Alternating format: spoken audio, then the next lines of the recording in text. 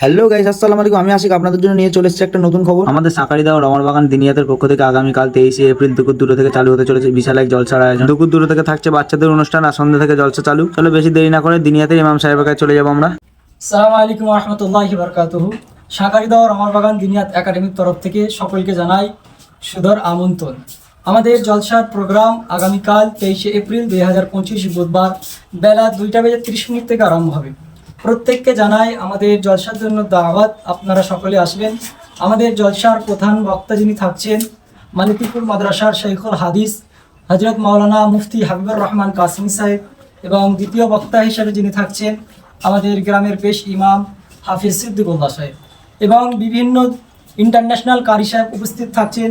ব্যাঙ্গালোর থেকে আগত কারি সুজাত আলী সাহেব, এবং ফুরফুরা শরীফ থেকে আগত কারি আবদুল্লাহ সাহেব, এবং এছাড়াও বিভিন্ন ওলামায়ে কেরামগণ উপস্থিত থাকছেন।